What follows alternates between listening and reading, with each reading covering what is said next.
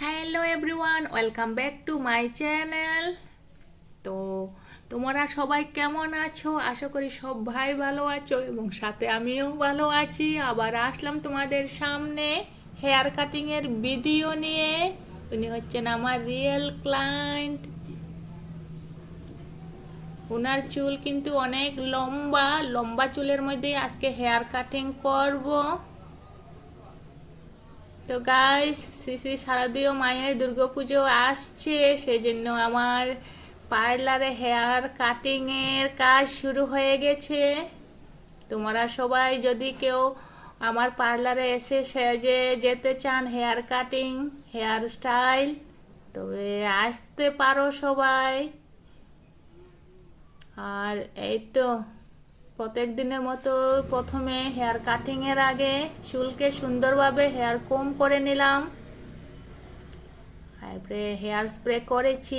এবারও কিন্তু আমি হেয়ার পার্টিং ছাড়াই হেয়ার কাটিং করছি।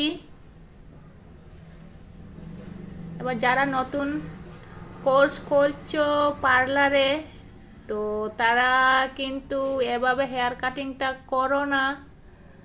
হেয়ার পার্টিং না করে উঁচু নিচু অনেক হয়ে যাবে এভাবে হেয়ার কাটিং করলে। হেয়ার পার্টিং ছাড়া আমার কিন্তু অভ্যাস হয়ে গেছে, সেই জন্যই আমি হেয়ার পার্টিং ছাড়া হেয়ার কাটিং করছি।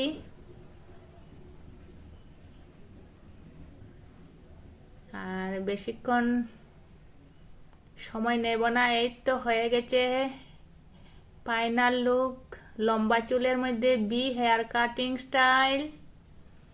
তো ভিডিওটি কেমন হয়েছে তোমরা সবাই কমেন্টে জানিও। এই হচ্ছে ফ্রন্ট সাইডের অল্প হেয়ার কাটিং স্টাইল, অল্প রেজার হেয়ার কাটিং স্টাইল পেস ফ্রন্টের।